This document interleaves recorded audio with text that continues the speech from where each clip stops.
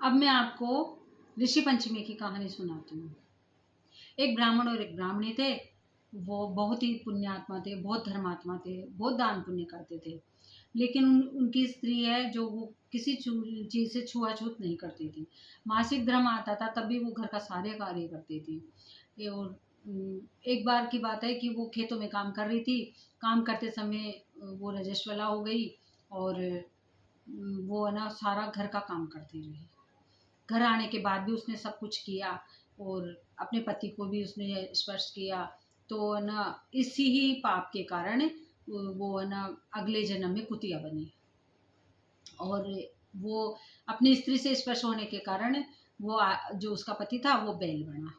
अब वो बहुत पुण्यात्मा थे इसलिए उन दोनों को सब कुछ याद रहा। वो दोनों अपने ही बेटे के घर आ गए और बैल था जो खेतों में जोता जा रहा था और जो कुतिया थी वो घर की रखवाली करती थी और घर पे बैठी रहती थी। एक दिन की बात है कि उनके बेटे ने कुछ ऋषियों को खाने के लिए बुलाया। वो उनकी बहू है जो खाना वाना बना के और वहां से रख के और अपनी पड़ोसन के यहाँ चली गई।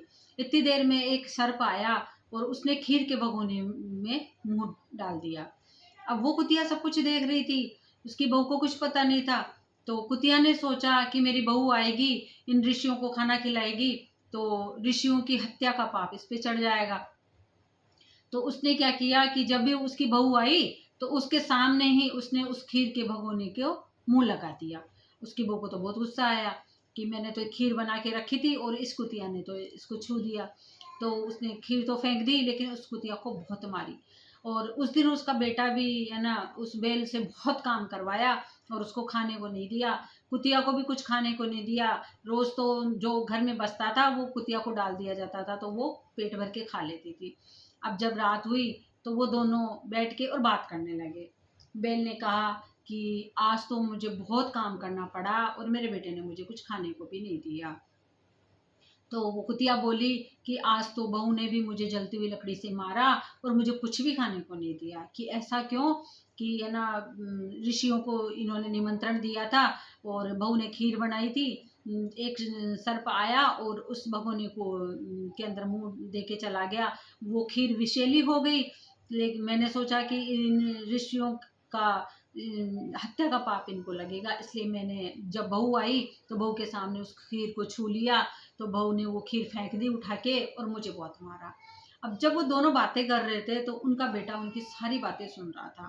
तो वो उसको बहुत दुख हुआ। वो पंडितों के पास गया कि पंडित जी इस दोष से इनको मुक्ति कैसे मिलेगी। तो पंडित जी ने बताया कि भादो पक्ष में जब ऋषि पंचमी आए तो दोनों पति पत्नी इसका व्रत रखो और 108 ओंगे के पत्ते और 108 उसकी डंठल और तिल, जौ और गाय के जो खूंटे की मिट्टी, इन सब से इन दोनों को स्नान करवाओ और सप्तऋषि की कथा सुनवाओ तो इनके दोष से निवारण हो जाएगा। उसके बेटे ने वैसा ही किया। उनको तीर्थ स्थान पे लेके गए और जो उन्होंने विधि बताई थी उसी विधि से उनको नहला के उनको सप्तऋषि की कथा सुनाई।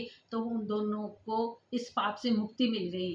तो सभी स्त्रियों को इस व्रत को करना चाहिए क्योंकि साल में एक ही बार ये व्रत आता है। और रजस्वला होने पे जो हमसे जाने अनजाने जो गलतियां हो जाती है उस पाप से हमको मुक्ति मिलती है। जय श्री राधे।